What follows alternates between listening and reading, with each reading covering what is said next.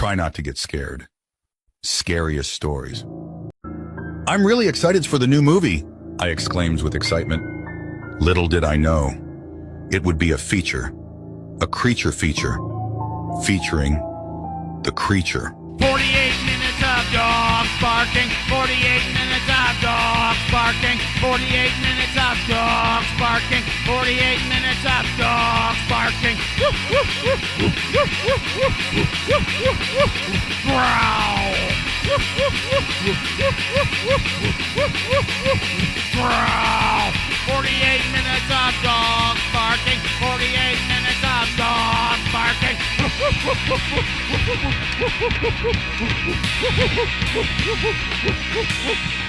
Folks, guess who fell out of a coconut tree and into the White House? That's right. It's the first Indie Sleeves president, Madam Kamala Harris. Folks, it's not the White House anymore. It's the Brat House. And guess who she's having coming down for her inauguration? That's right, LMFAO, Princess Superstar, and who could forget Amel and the Sniffers? Yeah, that's what we would have said if she had done anything completely fucking different. Yeah.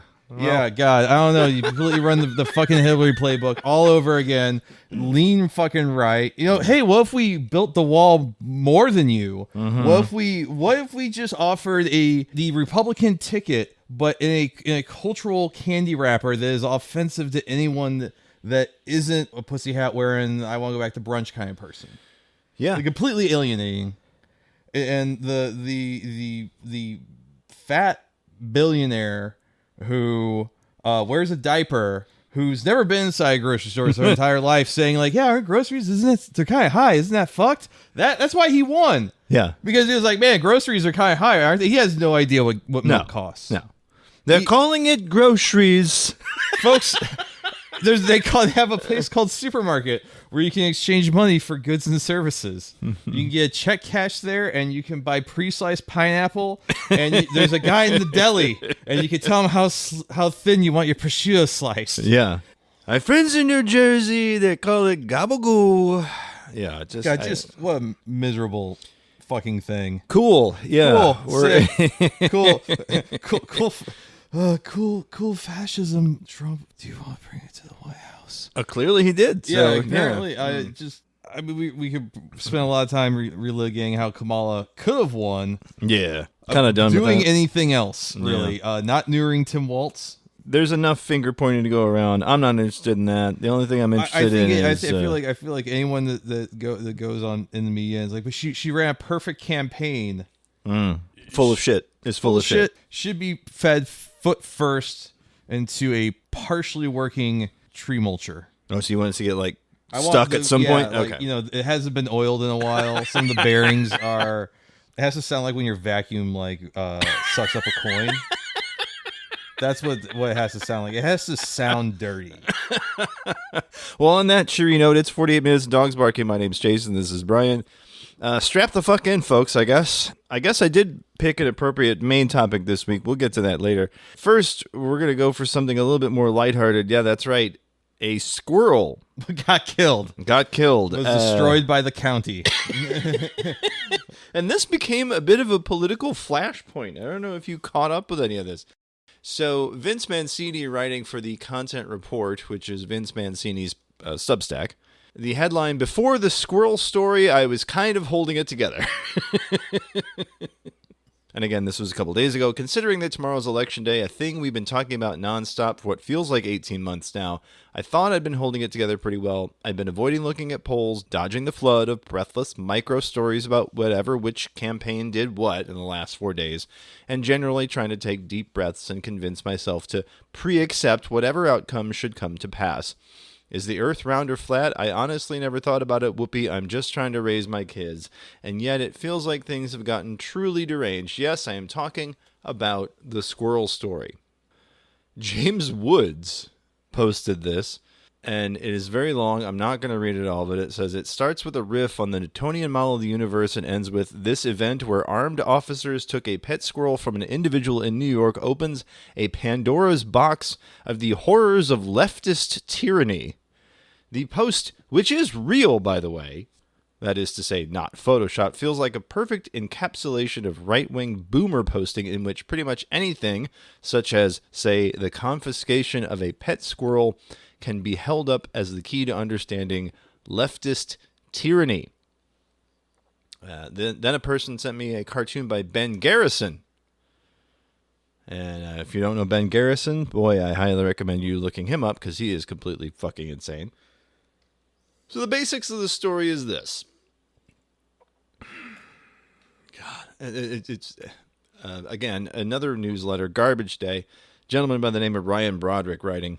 The headline, Conservatives are real worked up about a dead squirrel. Last week, New York's Department of Environmental Conservation confiscated a TikTok famous squirrel and raccoon named Peanut and Fred, respectively, and euthanized him. The official line from the DEC is that when the animals were taken during the raid, Peanut bit a human. Both animals were destroyed due to rabies protocols. Peanut and Fred were owned by a man named Mark Longo, a fitness influencer on TikTok, which is already a poison fucking pill to swallow to begin with.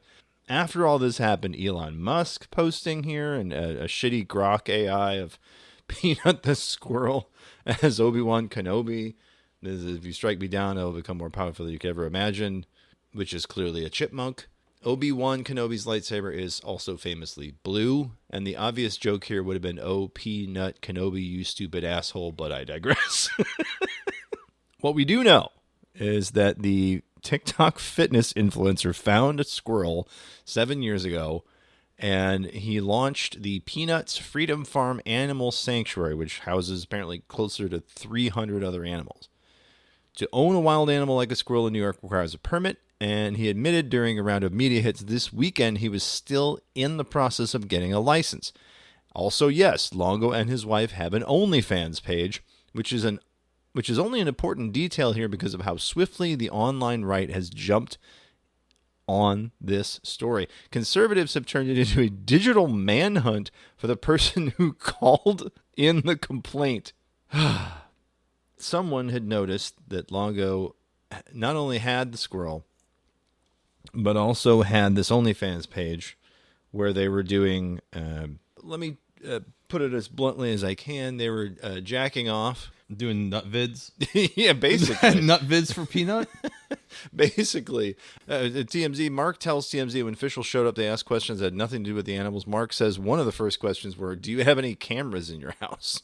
This seems telling. Mark and his wife are big on OnlyFans and have done porn on the platform. So the working theory is that the cops were there for the porn and not for the animals.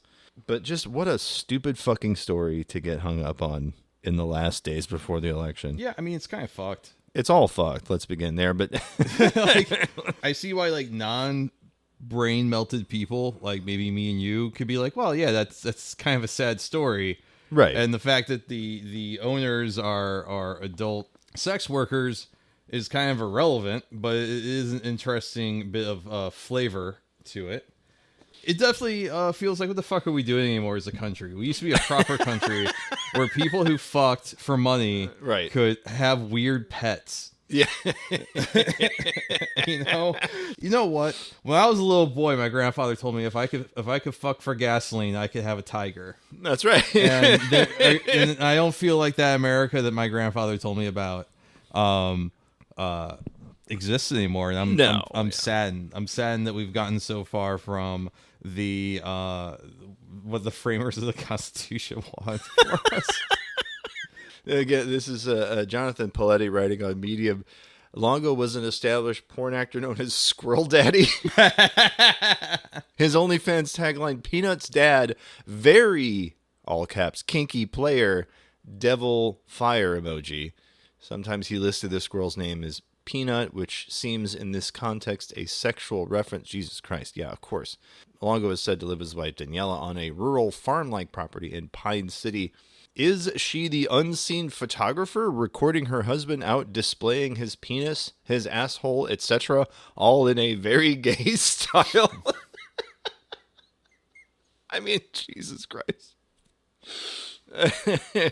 Well, look, hey, I'm sorry for Peanut, but it's fucking stupid. It's one of those things where you're like, this This is what we're talking about. I mean, the next story is not much better. I know. Look, I didn't want to go into too many political stories this week. We've been doing this all month, so I figured it's time for a break. And sadly, the stories I had to choose from are very fucking weird and or dumb. And this one definitely fit the bill. Now, we talked to you a long time ago when he first came to my attention about Baby Gronk. They call it Baby Gronk. Baby Gronk. And there was a fellow known as the Rizzler. The Rizzler. The Rizzler. That's Christian Joseph. And this is he's the son of the big Costco guy there. guy. This is the Costco guy. Baby Gronk released a video called Baby Gronk Beats Up the Rizzler. The Rizzler? I'm gonna kick your fat butt!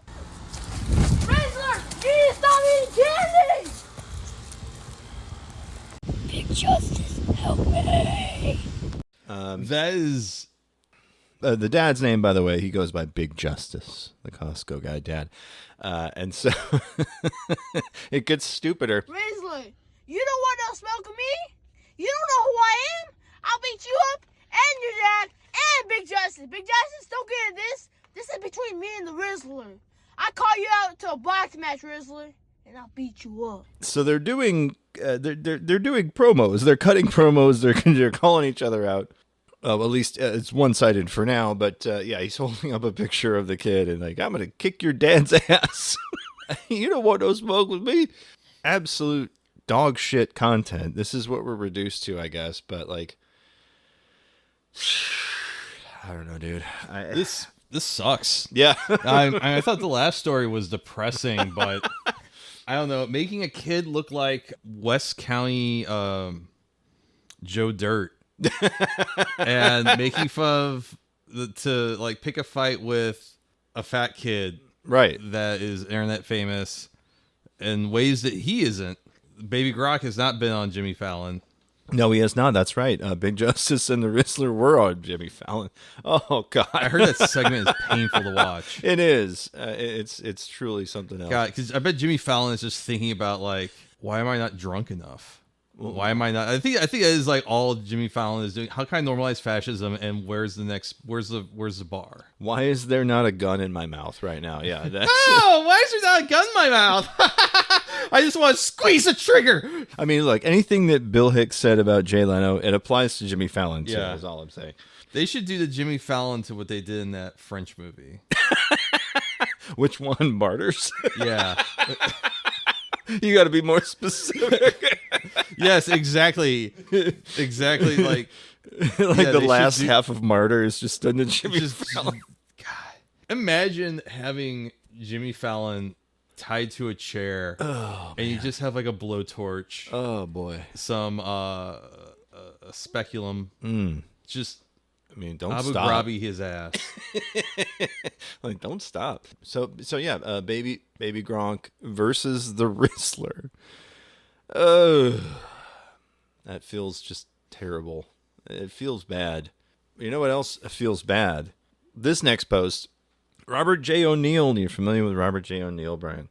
That's the guy that said he killed Bin Laden, or one of the guys. That is the guy that said he killed Bin Laden. He's the host of a podcast called Operator, which, all right. This weighs heavy on me already. Well, you're going to love this. So a gentleman named Harry Sisson, two blue checks yelling at each other, by the way. A guy named Harry Sisson posting this. We're Gen Z voters, and we all proudly voted for Kamala Harris. Real men support Harris. And it's a photo of 5 guys in a van going to vote. Robert O'Neill, quote, tweets this and says, "You're not men, you're boys. If there was no social media, you would be my concubines." I think he means catamites. Let's get out of the way first. But also, So what's a catamite? catamite is a young male sex slave. Oh, so that's like Galileo had or whatever. Yeah, Or yeah. Plato, where they put the olive oil between the legs and... Well, let me just double check that I'm using it right. Yeah, a pubescent boy who is an intimate companion of an older male, usually in a pederastic relationship. Oh, okay. Well, that's better. Okay, I'm less offended now. Than like he's turning them out in the way of classical literature, and not like some guy that owns like a vacuum store. Concubine is very different. That's a woman who lives with a man, has sex with him, but isn't married to him. So it's a mistress, essentially. Yeah, if there were no social media, you'd be my concubines. This app is free. It really is one of those moments like, this doesn't cost anything unless you want it to. Anthony Fantano at the Needle Drop. I take it back. I love this app. Harry says in the original posters, so you want 5 young boys to be your sex slaves? That's pretty fucking weird. Also, Ratio Bozo. He did, in fact, ratio. Congrats. Yeah. Icy Jake. Wait, wasn't Icy Jake the name of someone that was on Street Fight podcast? Or Street Fight Radio? I don't know. I think there was an Icy Jake. Oh, man. I don't know if it's the same one, but yeah, Icy Jake. I just like the idea of like some guy that was hanging out with Brian drinking tobacco flavored vodka and doing kratom, also voted for Harris. I'm sorry. I'm a simple man with simple dreams. No, so Icy Jake responding, bro is doubling down and still has no idea what he said.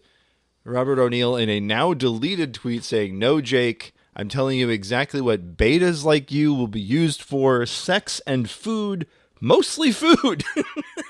I'm going to eat your ass. Yeah, so not only is he going to fuck the boys, but he's going to eat them too. What a strange thing to say, to quote Bart Simpson. What a strange thing to say.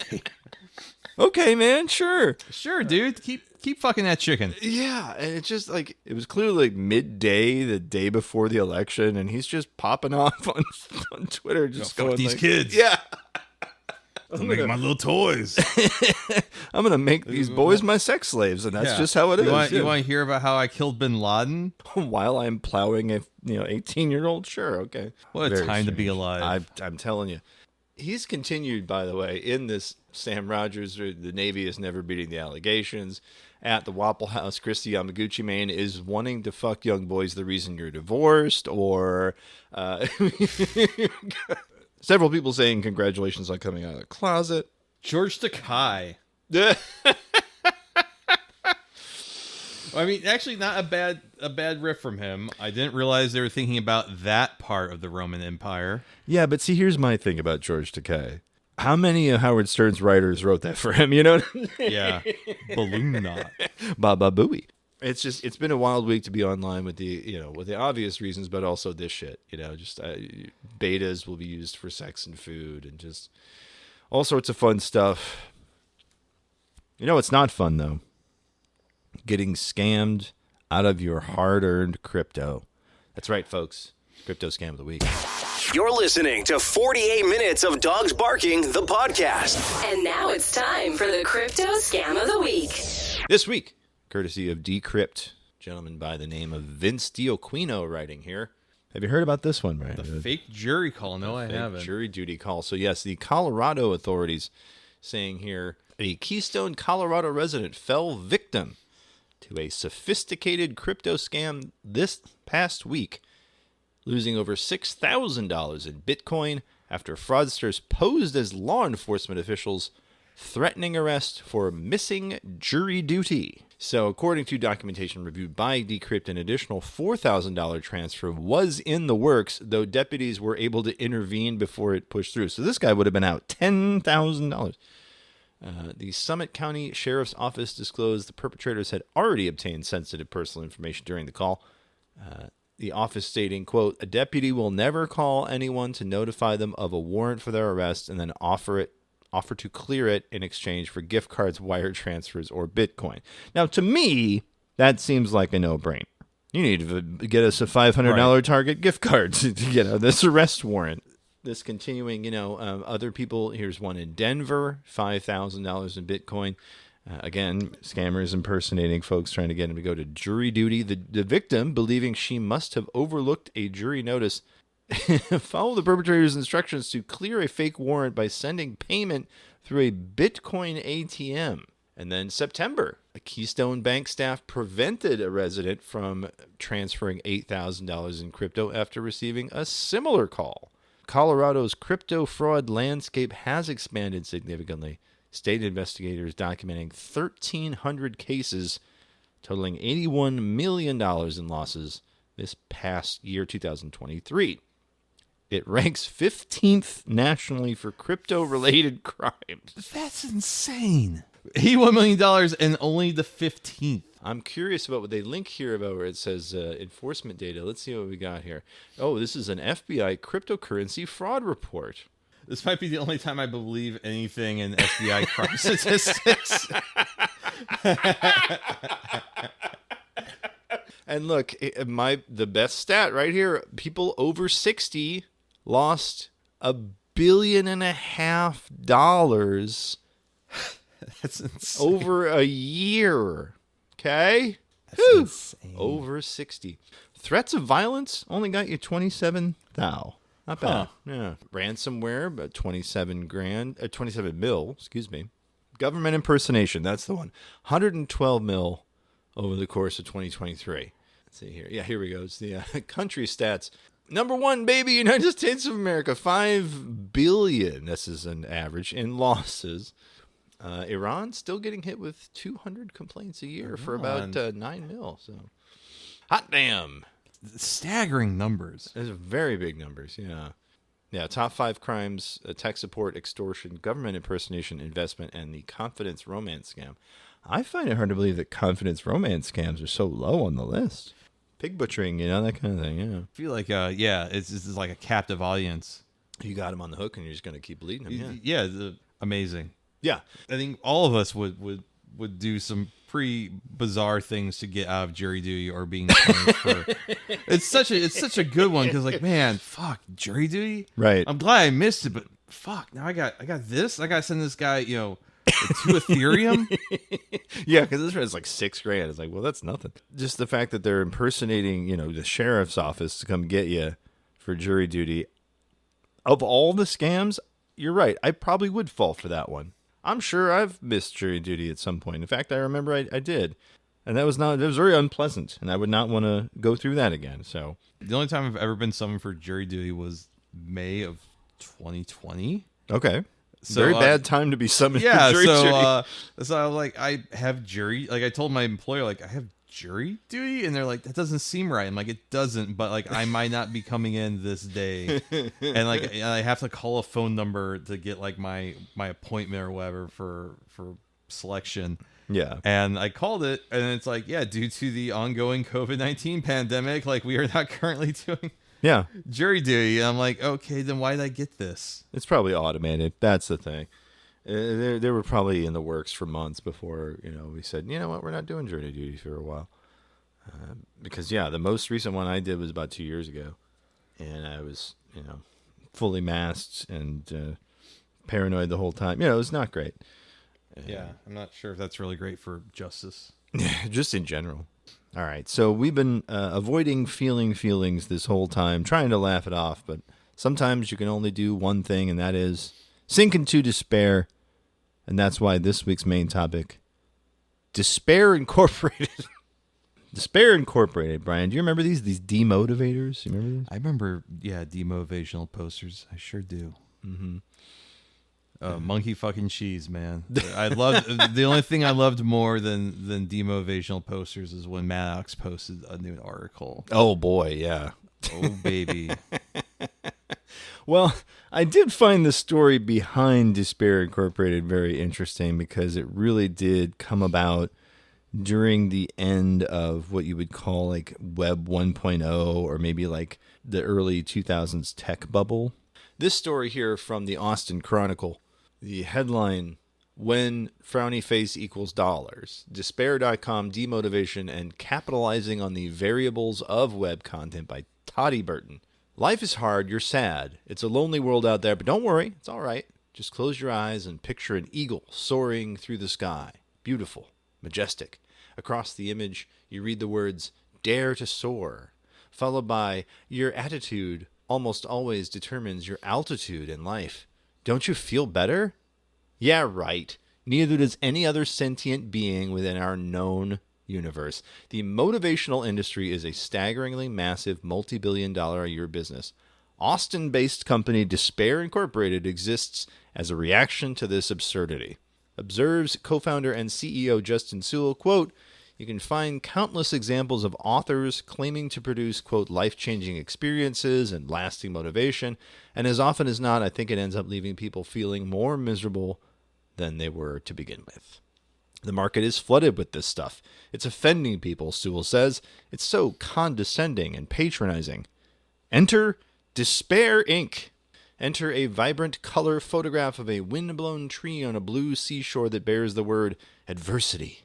Below this, in smaller print, that which does not kill me postpones the inevitable." Or a close-up image of a shining pearl with the word beauty, followed by, "If you're attractive enough on the outside, people will forgive you for being irritating to the core." And so they took the idea created by a company named Successories. This was the original origin of these because Successories was its own company.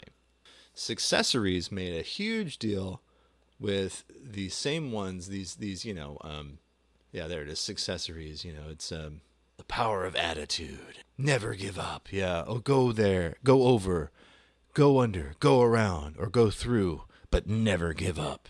And it's a flower blooming through the snow, right? Fuck. Yeah.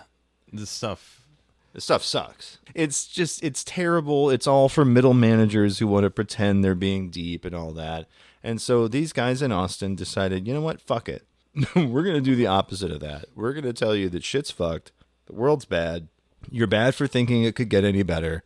And here we go. So now they still are active, by the way. Despair Inc. are no longer active on Twitter. Their last post was December of last year.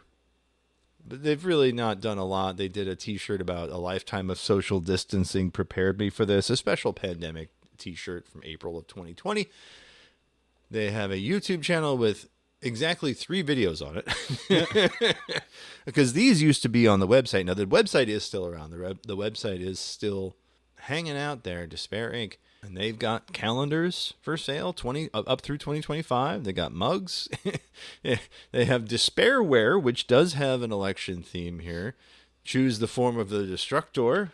Big 24 by 30 posters, packs of cards, all of which having the demotivators on them. This one real here, Destiny. It's a guy standing on a mountaintop during this great celestial event. It says, "Born too late to explore the world. Born too early to explore the stars. Born right on time to explore unemployment thanks to AI." Things like that. It's not bad. So they do have the 2025 calendar, 12 soul-crushing designs. You can build your own on their website. You can grab any of the demotivators they've created throughout the years. Make your own little calendar there. They do sell the posters and all that. A great one. Quality. This guy running down in the middle of a highway in what appears to be the Arizona or New Mexico. "The race for quality has no finish line, so technically it's more like a death march." I do love the attitude.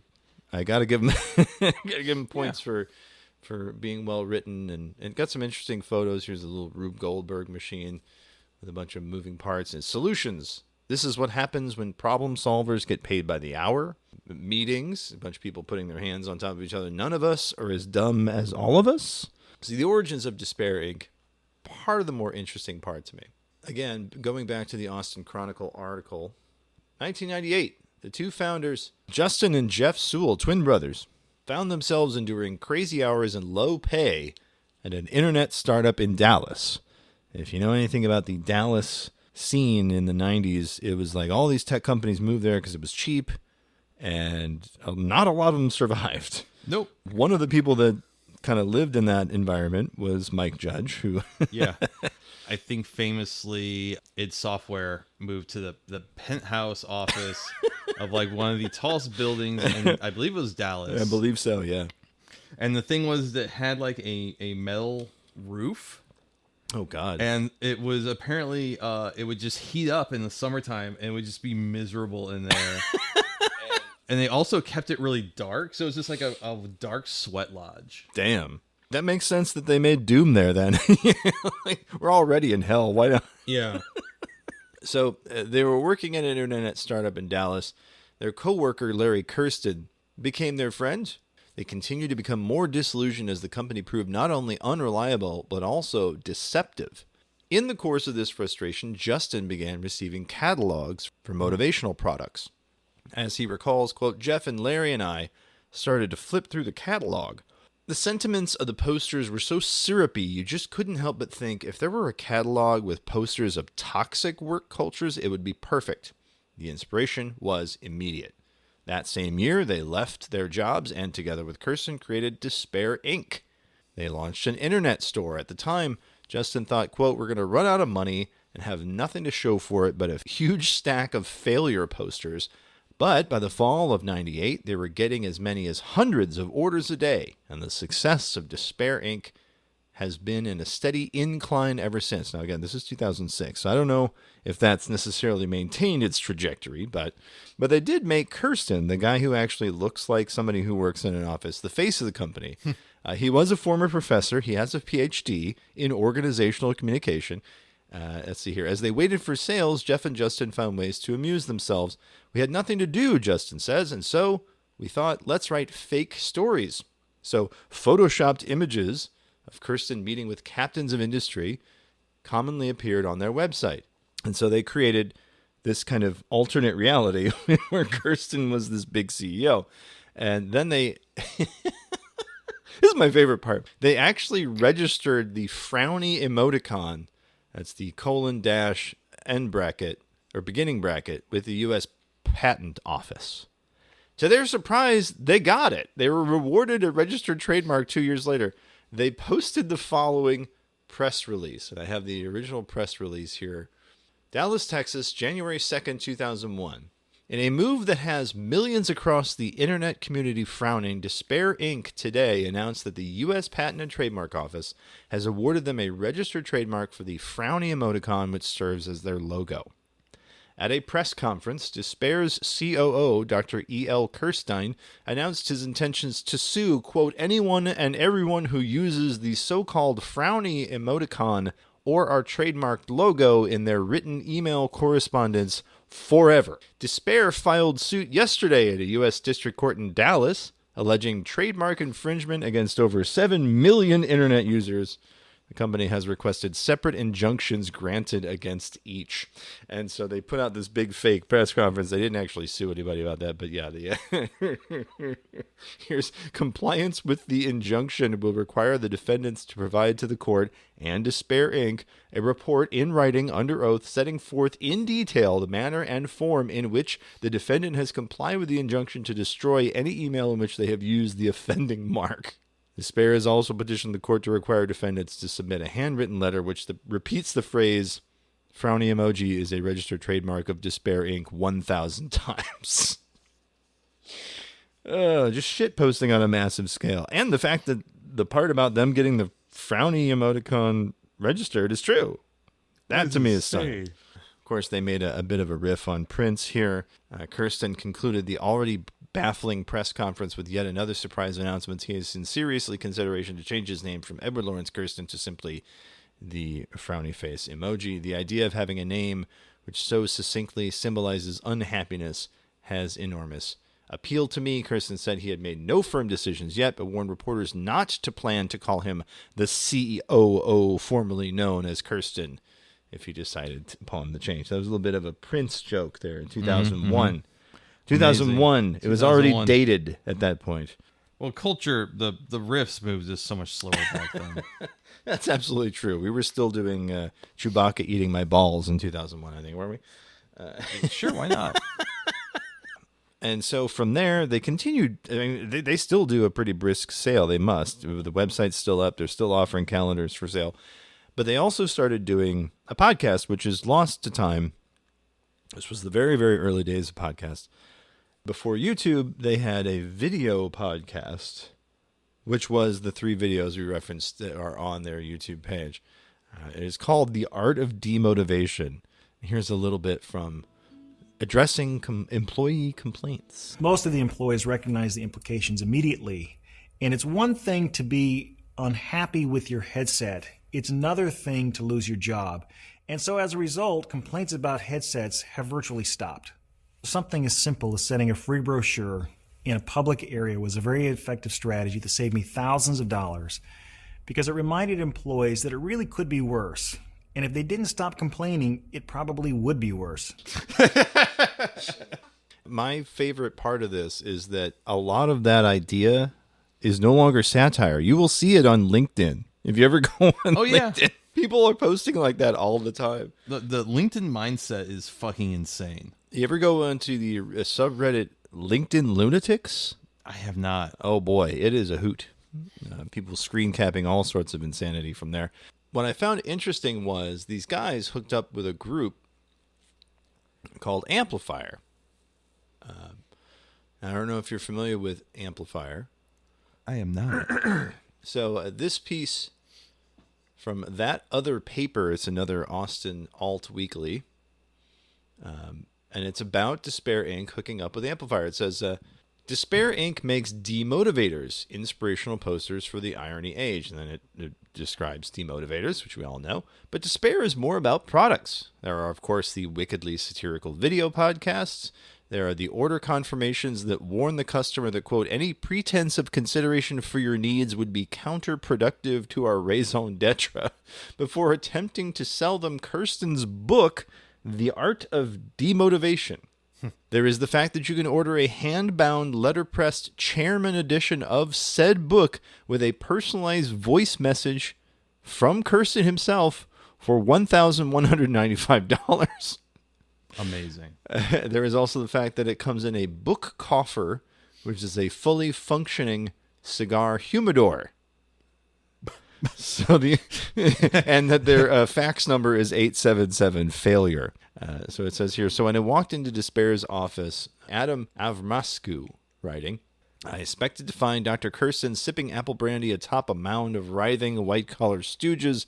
What I found in reality was, well, not Despair at all. The warehouse's waiting room informed me in mammoth glowing red-orange letters that I was at the home of a company called Amplifier.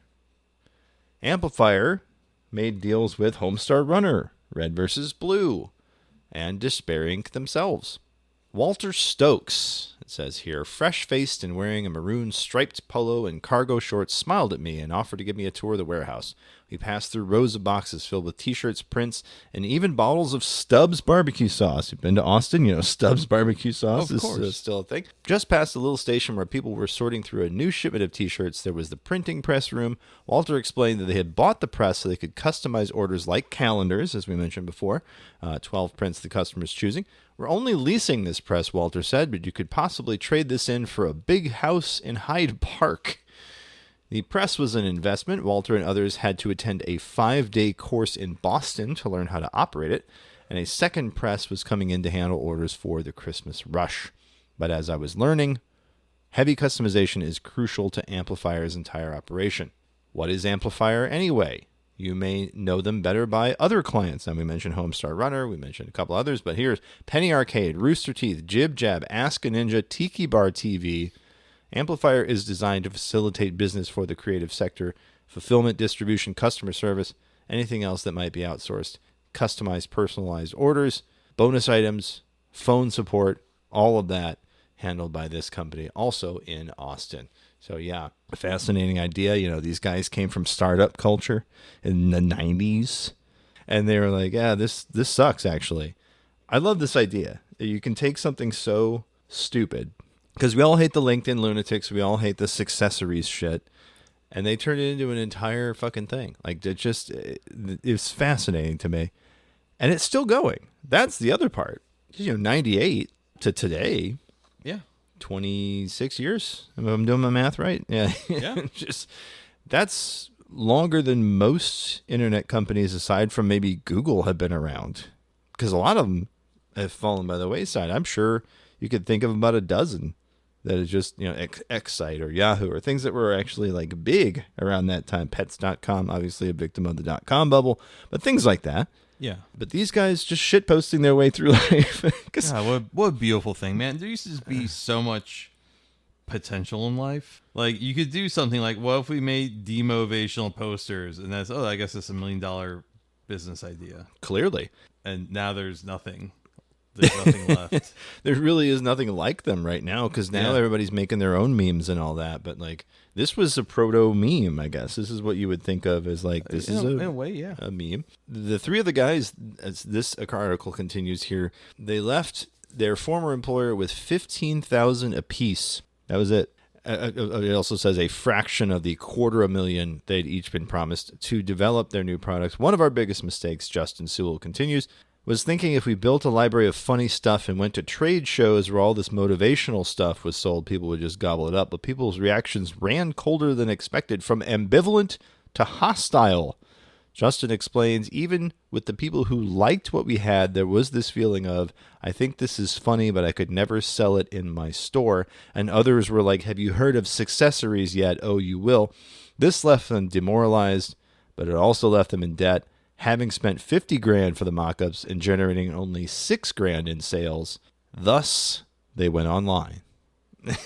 And it was when they went online that things turned around. I don't want to say it was the first thing that went viral, Justin said. The Onion went viral before we did, but people were downloading our posters and forwarding them, and suddenly people were starting to find out about us. If that hadn't happened, we would have been bankrupt in 1999. The fact that they continue on again, just fantastic. It says, here's another quote from Justin. We started calling ourselves Disparities, which was a play on Successories, and we thought at the time that was a good idea. But then we realized people couldn't spell the word disparity.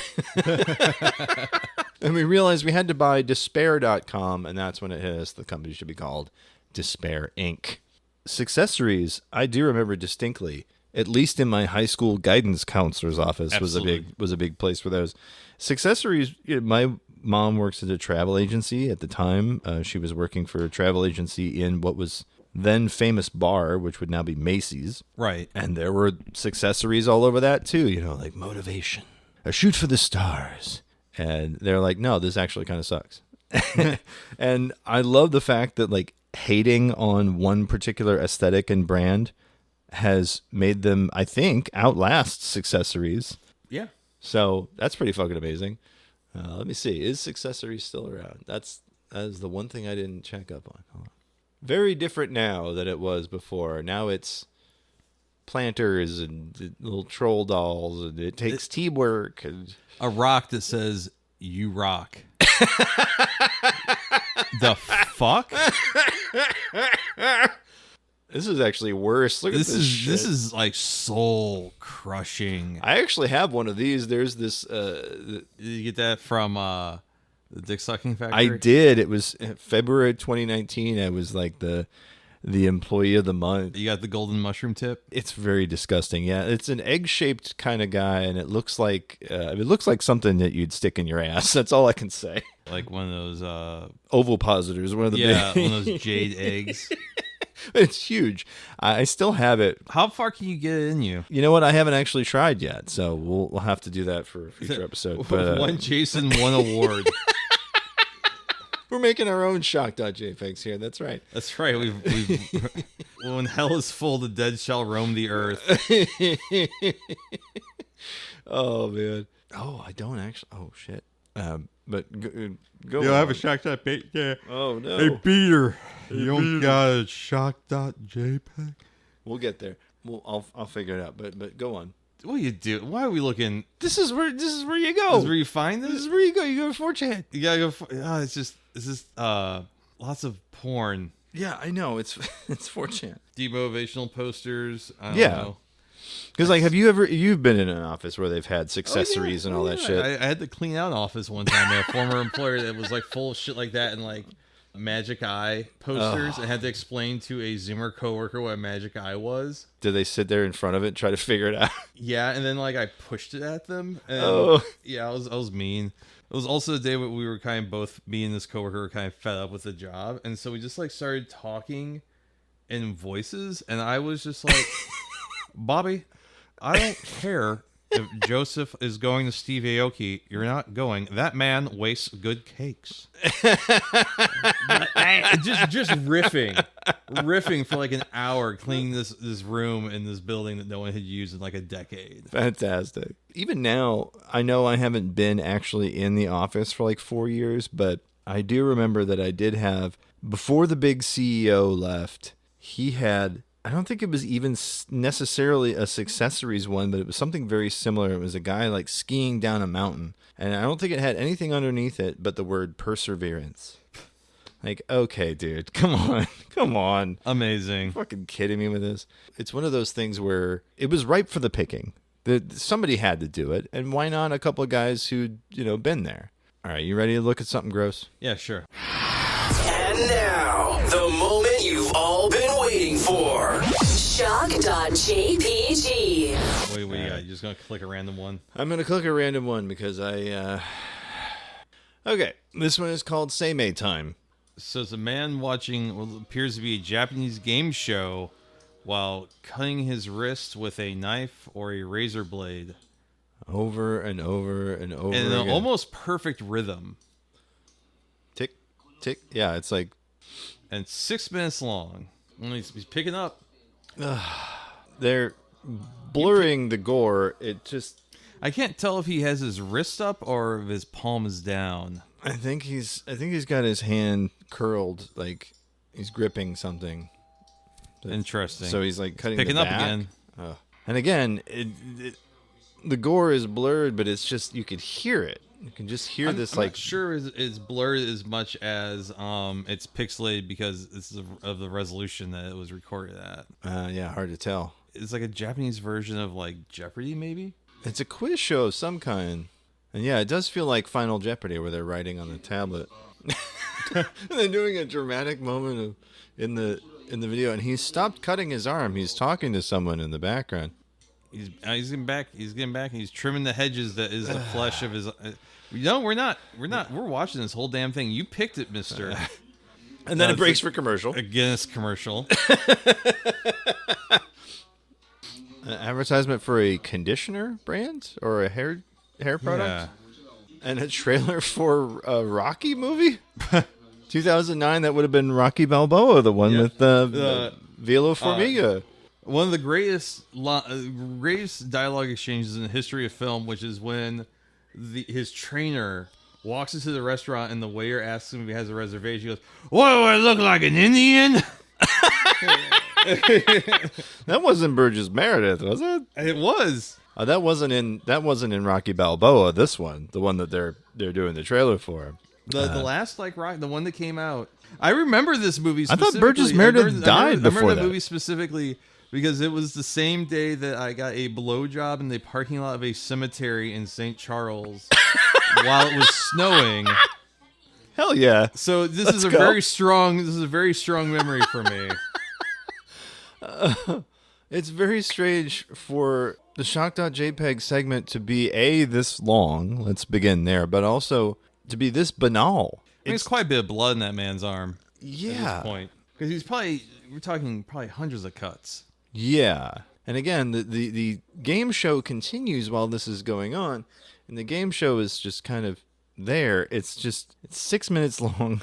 And this is what you would find at random on YouTube. This is this is like the stuff that Fart would find, that like John Hedge would find, like videos of like videos of people in Latin America like shitting. That was legit stuff that would be on YouTube. It would just be like a toilet cam. Yeah. And you would see feces exit a man's asshole, and you'd be like, "Oh, that's on YouTube." Yeah. And before moderation was really tight, I remember someone kind of really depressingly found that there were lots of videos of underage girls twerking and stuff like that. That's not basically being I didn't want it to be there, but and it's yet there. Here we are. Yeah. And now I feel terrible that I know this is a thing that's on the internet. Mm-hmm. But now you can't really find that stuff on YouTube anymore, thankfully. It's all just videos of Mr. Beast giving people free Teslas. Right. Well, I mean, you can look, there was an entire, let's just say, a YouTube meta. If you wanted to find skimpily or very nearly nude people on YouTube, you could search for Sheen, or however you say the name of that company. Cheyenne? Sure, Shein, the clothing company. Try on haul, but then you had to include the word sheer. And so it's these very attractive women putting on their hauls from these companies that are practically see-through. So I mean, you can look if you're man, if you just if you just can't jack off the pornography anymore, right? YouTube's got you for your very specific needs. They've got you. And apparently every other week somebody figures out how to like get around censorship on TikTok as well. But you're never going to see this on TikTok, I don't think, because someone carving their own arm up is probably not going to be a thing. I don't know. Maybe. Who knows? Wow. Yeah, it's a very odd one. I've been thinking about that one for a while and never really wanted to bring it up on this segment because I'm like, well, it's a weird one. It's just weird. Less than it is shocking. And the gore, yes, but like... It's not particularly high definition gore, so... Nothing's really happening. He's just sitting there carving himself up for the entire runtime, and then he takes a break, and he talks to somebody, and then tick, tick. It's just very strange. It's more strange than it is shocking, let's put it that way. This was a strange.jpg. Strange.jpg, yeah, that's right. Anyway, so that was that segment. That was the thing that happened. Mm-hmm. Well, I guess it's time for the breath mint, Brian. It's time for your mom's favorite part of the show. It's time for the breath mint. Yeah, sure. After that, yeah. What you got, Chief? I have a show that unfortunately you were not able to see. A wonderful band from Manhattan, Kansas called Ultimate Fakebook made their way here to the Off-Broadway there this past weekend. Had a hell of a time. Great show. The guys are always amazing. Now, of course, full disclosure, I did open for them in one of the bands that I was in 14 years ago. My children were less than a year old, and it was around Christmas, and I got to get on stage and dance with Santa during the big ballad, which is A Million Hearts. So this time around, they've all kind of scattered. And Bill's out there shooting music videos, and Eric's running a movie review website called Scene Stealers, and Nick is just kind of has a day job, you know. And they're like, well, our album, This Will Be Laughing Week, has its 25th anniversary this year. We're going to go do a bunch of shows. Our mutual friend Bert said, hey, come here. And they said, sure. And so there we were, November 2nd. And boy, what a good time. They played it from top to bottom. They played an amazing show. My favorite thing about an Ultimate Fakebook show is always they have this little contraption that they bring with them everywhere. It is a plexiglass cube, and it has a smoke machine inside and lights coming up from the bottom, so that whenever Bill McShane, the guitar player, comes up and rips a solo, he stands on the box, and so smoke comes out, lights coming up from the bottom. It's a total rock star moment, and it's like anytime he wants to, he can just get up there and have his fucking amazing ego riser. And yeah, well, I mean, it's a great visual. It's fantastic. I remember that from the show in 2000. That's right, because you shot that. I photographed. Yes, I did. I most certainly did photograph that show.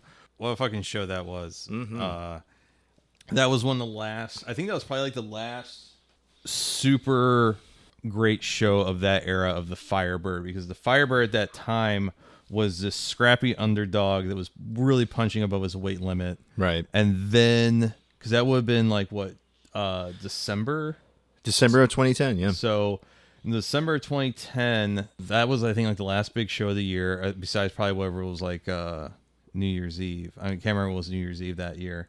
But that following month in January is when they started doing the renovations. And they built the little area for the sound booth. They put in the tile floor. Yeah. They put in a new stage. How long were they closed for that?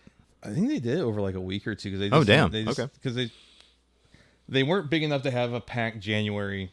And they decided to take like 2 weeks, put some money back into the venue. But I feel, though, that when they did that, they really changed the character of the room. I can see that, yeah. And as someone who photographed hundreds of shows there, the weird light blue floor, the stage that wasn't very tall, right? The two par cans that were wired to always be on in the side of the stage. Yeah, I remember those. I think that was the best version of the venue.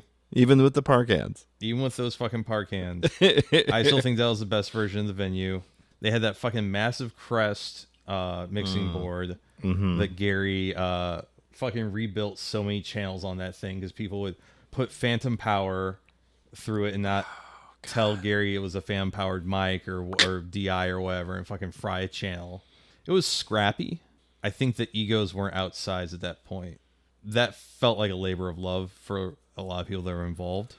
And I think when They like redid the floor. They built a new stage, which was too high. Agreed. That stage that was too high. And like I'll even say same thing about Off Broadway when they rebuilt their stage a couple years ago. I think they made it too high. Though I think Off Broadway when they did their recent remodeling, I think they made enough quality of life choices without I think changing the character. Moving the bar was definitely an improvement. I will give you that. Yeah. Because I haven't been in there in a while, and I was there the other night and went, oh, okay. But this makes a lot more sense, actually. Have the bar right here, have it covered, because they had this whole area that was covered that was kind of going unused. There was originally like a second bar, but nobody was ever there. Yeah. So they just moved the main bar over there. That's great. Expanding kind of the outdoor area where people could sit. They had a bonfire going that night, which was great. They did make a lot of great improvements. And speaking of the stage, a couple times during the show, Bill McShane, the lead singer, was like, hey, does anybody know something? And I didn't hear what he said because I had my earplugs in because I'm a good boy. And apparently he was asking who knows the words to Soaked in Cinnamon. I know every word on that album, but I didn't hear what song he was talking about. So a woman named Faith got up and she sang backup for Nick while he was playing the more complicated bits in Soaked in Cinnamon. I was like, that's fucking cool.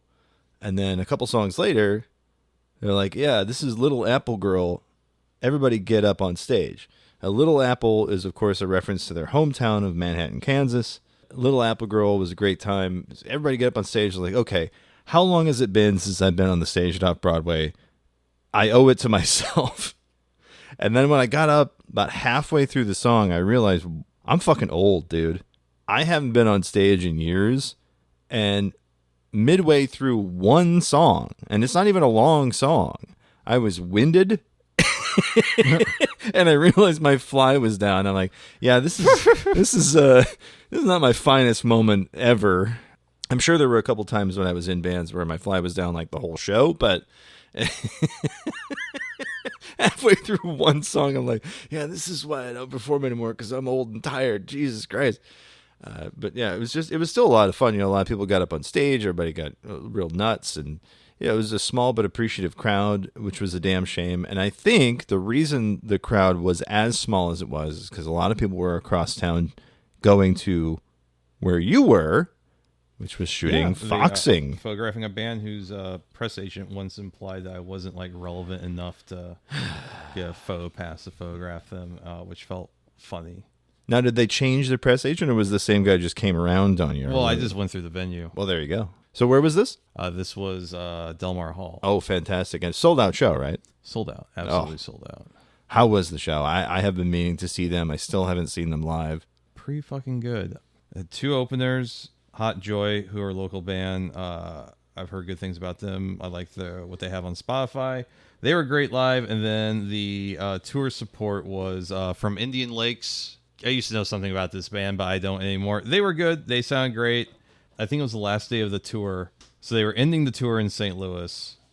That's great. You're ending it at home. Yeah. You don't have to fucking drive 6 hours after this. It was a good show. It was a good vibe, good crowd. I photographed some of their earliest shows. I photographed them for Undercover Weekend. I photographed them for 11 Magazine for 10 years ago for their record, The Albatross, yes, which has become some sort of like a modern Midwest emo classic. That was kind of a thing. Like I was driving to the venue, I was like, oh, the last time I photographed this band was the album release for The Albatross at the Firebird in like May of 2014, and I was like, damn, I'm old. I was really just surprised how hard they went, not holding back whatsoever, and like. The give a perspective for people who aren't from St. Louis to listen to this is that St. Louis is like a lot of times where bands take a break on stage. You kind of really feel like, oh, they went really hard in Chicago or Louisville or fucking even Kansas City the night before. Right. And St. Louis is the rest show. Yeah, they don't have to care as much. Yeah, because it's fucking St. Louis. Like, oh, the fucking best fans in baseball, and like, you know, cops can kill black people and get away with it. You know what I mean? Like, there's a, you know, they got fucking, they have something called St. Louis Bread Co., but it's called Panera everywhere else. The fucking gumption. St. Louis is a guy that talks a woman out of a first date. Yeah. Absolutely. Puts the pussy back in the box. Says, no, thank you. Not on a pedestal, but no, straight back in the packaging. So, I actually, this is no. I'm good. I'm gonna go back to. I'm gonna go back to squeezing lime juice into my eye and staring at the sun. Sorry, no pussy for me. Yeah, I'm good. Yeah. The ultimate Volcel state. Oh, for sure. Missouri, the Volcel Volcel state. So to watch a band just like go that fucking hard for a whole entire set, and I left probably in like the last third of their set because I was going to try and go to the Ultimate Fakebook. Yeah, and I arrived, I think, literally 2 minutes after the show ended. Probably, yeah. I talked to the young one working the door, and I was like, "The show's over, isn't it?" And she's like, "Yeah." And like, I just missed it. And she's like, "Yeah." I'm like, "I was over at Foxing," and her face lit. She's like, "How was that?" I'm like, "There's a reason why I'm late." Yeah, like they were really fuck. I was expecting Foxing to just be fine. Like, okay, yeah, I'd shoot why I wanted to shoot because we have full pit access for that show. I'll just shoot wherever I want to shoot, and like whatever, I'll go over the off Broadway. You know, I was like texting you, and you're like, "Oh, I think it's like it's almost over, man." And I'm like, "I don't know. I'm gonna just swing by and say what's up." And you know, even though I missed the show and had to kind of act like I had been there the whole time to the band. Because they were so nice to put me on the list and everything. Oh, yeah. And because they remembered your photos, like they posted about it the day before, like, hey, yeah, well, they like reached out to me like, hey, can we get these? And I'm just like, sure, yeah, whatever. I gave them a download link, and oh yeah, let's go. And I was like, you know, whatever. It was a different vibe coming into Off Broadway like that because I missed a great show, which I'm bummed about, but I got to see how excited and stoked everyone was to have attended and be present for something like that, which is his own thing that's really neat. Yeah, like Bert has been booking shows for nearly 20 years now. I was gonna say 2 decades. Yeah, as someone that sees him a handful of times a month, to see him he once told me many years ago that, like, you know, business is great, you know, we sell more tickets than we ever have, but the vibe fucking sucks. And I think that is probably the hardest part about doing anything creative in St. Louis, is that there's a lot of really cool shit going on, but like the vibe, the ecosystem around it is barely got a fucking heartbeat. It drags on me, and it's not even like my life. It's his life. Right. So for him to book one of his favorite bands and to see that he had like such a great fucking time just fucking marking out. Yeah. I hadn't seen him like that in a long time. I don't think I'd seen him like that since the last time Ultimate Fakebook was in town. I mean, like 14 years. My favorite little detail, just for a hot second, is that they decided near the end of their set to throw in a Chaperone cover. Amazing. They had reworked Pink Pony Club to work with their style. It's like, all right, man, cool. That's pretty cool. You know what's up. Manhattan, Kansas ain't that far from Kansas City, so you know. Yeah, well, she's really more from like Springfield. I know. Come on, work with me here. We all claim her in the Midwest. I mean, I think the thing about Chaperone that really gets overlooked is that there were dozens of girls like that in Missouri at any given time. Yeah, is that they all were weird theater girlies, but they didn't get to be pop stars. They just like got burnt out and worked at the Johnny Rockets. Pretty much, yeah. Like, you ain't wrong. It's a damn shame. Yeah, they're down there at the basement of the Galleria, just like slinging burgers. Yeah. So like, yeah, Foxing was cool. They play 737. That's one of my favorites of theirs. I can't remember I don't really know their discography that well. I know they played some. I know they played some stuff off their new record. They played some stuff that sounded really familiar, but just fucking amazing energy, man. This is like. Just really fucking crushing it. Good for them. Fucking A.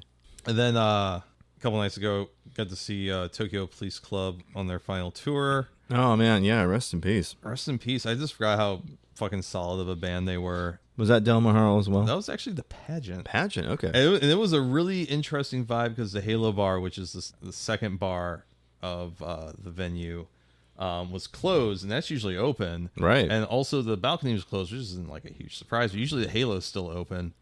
And I want to say like it probably maybe drew like 500 people, which in the Pageant, even if it's just the first floor, feels real empty. Maybe more than 500. But the thing though was it really had a very intimate feeling. The people that were there were really fucking stoked. The band, you could tell that they were having a really great time sending off their musical project, and telling stories about what it meant to start this band and like the journeys they've been on. Like we did Letterman, we did this, like kind of a nice little victory lap of a final tour. And they also had like the merch booth on like the level up from the dance floor on the stage left. And they had their own fucking pinball machine. Hell yeah! And the marquee was like Tokyo Police Club final tour. I didn't get to play it, but I did take a look at it, and I was like, this is pretty neat. Surprising amount of photographers at this show that like no one went to. It was super fucking fun. That was a great little set. And then last night I was over back at Delmar Hall photographing Microwave, who are like a Midwest emo pop punk band, and they were good. The other bands on the bill, Ben Quad, Prince Daddy and the Hyenas. Prince Daddy and the Hyenas, I love that. Yeah, that they kind of embarrassed themselves a little. Oh no. What happened? The singer was trying to like get the crowd hyped up. Oh no. And like saying things like, we're filming our music video tonight. It just felt really weird and kind of cringe, and I don't know what was the point. I say this so many times, but St. Louis is where egos go to die. Like, you think you're hot shit in Chicago, and no one gives a fuck about you in St. Louis. And it was a bummer, because I really liked Prince, Daddy, and the Hyenas. I thought they were really good. But that part was, like, really kind of a bummer. And I'd, like, talk to some people I knew that were also at that show earlier today. And they were also like, yeah, Prince Daddy and the Hyenas was really great, when they weren't, like, making me like frown. It's a bummer, because they are a really great band, and they did put on a good set. It's just like the banter between songs was like a little like, yeah man, like you're not the headliner. I've talked to bands that put on great sets and sold out shows in St. Louis and like left loading out asking us like, so were people having fun? Right. Yeah, yes, you sold out a 400 cap room. I hope people are having fun. We hope so, yeah. Who else is on that bill? Ben Quad, Prince Daddy and the Hyenas, Just Friends. Oh, another great group. Yeah, they were super fun. They seemed like they did not want to be there. Yeah. But again, they're playing St. Louis. The Microwave were great. Yeah. I only got to stay for like 5 or 6 songs because I had to go to bed. Right. But what I got to see was pretty good. I asked some people that were there for the whole night, and they said that they fucking killed it. People were crowd surfing, having a fucking blast, or fucking circle pits and shit. Whatever. Like, I like Midwest emo stuff because like there tends to be some pretty interesting guitar work and some passion. I think that's my favorite thing about it, is like people who are into the genre are into the genre. Oh yeah, it's like going to a hardcore show. It's the same kind of deal. Oh yeah, like it is like their whole fucking deal. Yeah, it was fun. It was a good show. I'd photograph Microwave again. I'd go see them again. It was pretty cool. But yeah, that's all I got, man. Like, life's just been kind of fucking nuts. I was actually like thinking earlier today, like I don't even like for the last week or so, like just been kind of on the move to the extent that it's like I bought some apples over the weekend, and I just ate like the first one of the 4 that I bought, and was like thinking like, yeah, I really even haven't had like the free time or the energy to like eat an apple. That's fucked. Was it a good apple at least? No, it was not very juicy. Is it? I what like, kind of apple was it? It was an Envy, which is I don't know. Envy's are usually pretty good. It's not they're hit or miss for me. I forget what I know. I was kind of in my Apple era this year. I forget what I normally bought, but like there was one of those things where like someone's like taking up too much space in the aisle with the apples, and you're just like, okay, what's here that's not too expensive? I'm like, okay, the Envies are on sale. I fuck with Envies. But these, you could feel, I could taste they were like a little out of season, or they had been like frozen for too long, or in a cool temperature for too long, and just didn't really have a lot of juice, not a lot of flavor. Like, they're fine. Like, it's okay. Yeah, we went apple picking this season, and we got the Golden Delicious. Those are pretty good. Those are damn good, but we bought 3 pounds of them and never used them, so we're back on the real fancy galas. I like a good gala. God, again, I'm out of the game here talking apples. Honeycrisp, I can fuck with a Honeycrisp. Honeycrisp are so fucking expensive, though. God damn.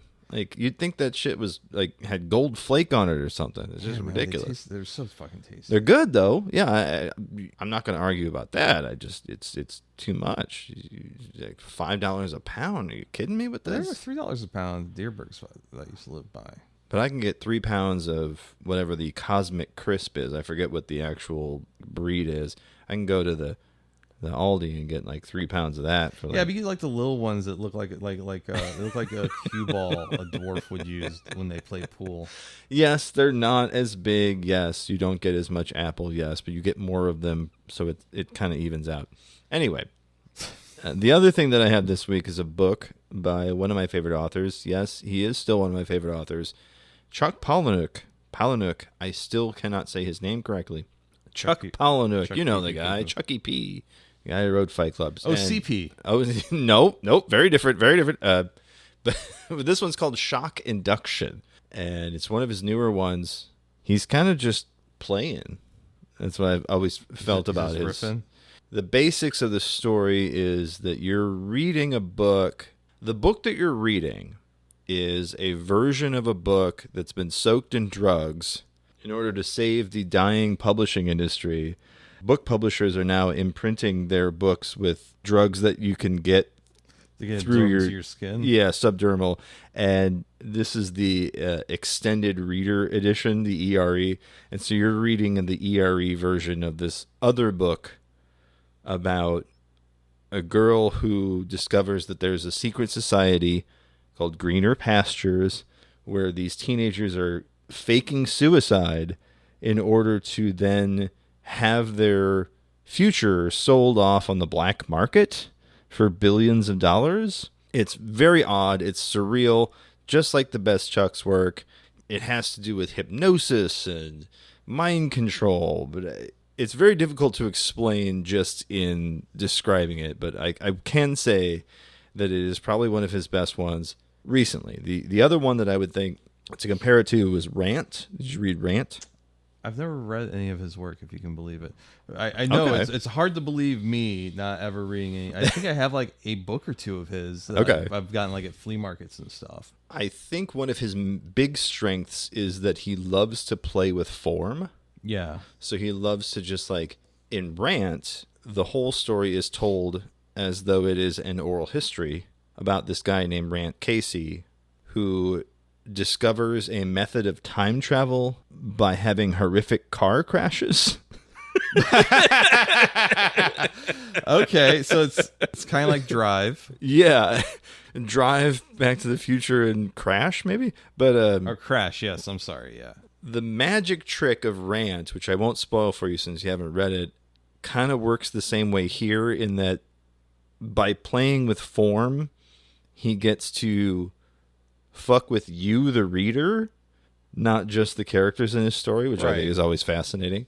Because as you're reading the book, there's continually referencing, okay, now give yourself a great big hug. Okay, now don't forget to wash your hands. Mm-hmm.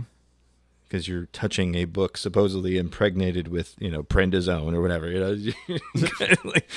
To me, the funniest part of the book is that they keep going back to these congressional hearings where they're talking about the ERE project.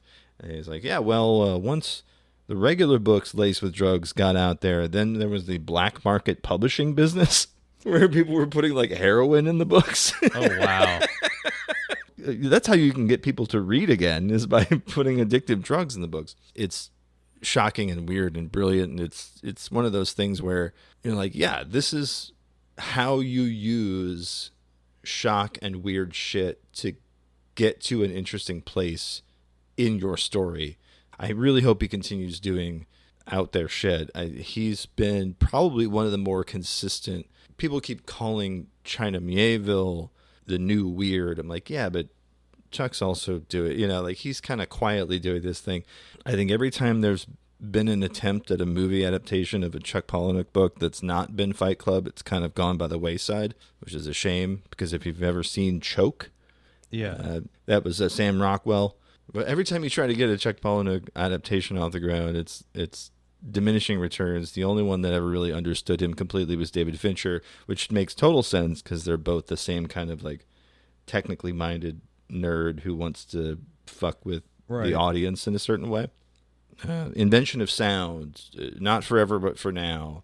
Like just in the past 10 years or so, he's done some just dynamite work, and I don't really feel like anybody's given him his flowers, which is a shame, because I guess people think of like, oh, he's the shocking guy. He's just the guy who's out there to shock you. It's like, yeah, kind of. But also, like, he's playing. He's doing he's doing interesting things. He's having fun. Yeah, he's fucking doing something. Which is more than I can say for most writers out Yeah. there. So I think that is number 27. We've already beat our goal, but we're going to get to 30-something because I just started another China Mieville book. So it's The City in the City, so I'm very excited. Fancy little boy over here reading his words without moving his lips. Well, I wouldn't say that. But good times had by all. Well, I guess that means it's time for the end of the show. We tell people where to find us online. Oh, my God, Brian. Oh, God, we're on the internet, folks, live and in 3D. You can find me on Twitter at iShotGuydebord. That's ISHOTGUYDEBORD. You can also find me on Instagram at amusicphotographer. If you want to go check out a website, it doesn't work. You can go over to musicphotographer.com. If you want to check out a website that most certainly does work and has photos that you can gawk at, go over to assholemusicphotographer.com. Thank you very much. If you want to check out the last and only good media website in St. Louis, you go over to the Arts STL. I have still not delivered several things I owe them because life is fucking weird and exhausting. I'm getting there, man. I'm doing shit. I'm making shit big. I'm making shit happen slowly but surely. Jason, where can they tell you the fall from coconut tree? You can tell me to be unburdened by what has been at a number of places. Most usually, if there's a video crime there, it's going to be me. These days, I'm mostly over at Blue Sky. That's at videocrime.48minutesdogsbarking.com. Just search video crime. It's going to be me. Chances are. I'm also part of a podcast that's not this one, called Submitted for the Approval of the Midnight Pals, where I play a fictionalized version of Stephen King. That is going to be anywhere podcasts are sold, but also midnight-pals.simplecast.com. You can reach the show itself in a myriad of different ways. My personal favorite is the telephone. That's 314-246-9766, 314-AHOY POO. Shoot us a text, leave us a voicemail, whatever you feel like. You can also shoot us an email, Jason at 8 minutesofdogsbarking.com, or Brian with a Y at 8 minutesofdogsbarking.com. You can also join the Patreon, patreon.com/48minutesdogs, just like our new Norwegian friend, Quasi Quack, who joined us at the $10 level just this week. He wants to see that puke video. He does. You got, folks, you got until the end of the year. We do indeed. So, yes. We really got to start promoting this. How many people we have at the $10 level right I believe we have 4. So, we're getting there. We can get there. We can get there. So, you get yourself not only the regular episodes, which we release several hours before the main feed, depending on how late I'm up the night before. That's going to be Wednesday mornings for the rest of you. And you get yourself Thanks, I Hate It. We get the Mind Zone. You get whatever else is that we feel like putting out there. And, of course, as Brian alluded to, if you get in before the end of the year, you have until December 31st, you're going to get yourself an exclusive 90-minute commentary track on the Japanese puke fetish video, Gero Monster Home Delivery. And, boy, I'm looking forward to that. Yeah, and I also want all of our listeners to know that next week on the Patreon, Hassan Piker's coming on. And Nope. And he's telling us how to make chlorine gas.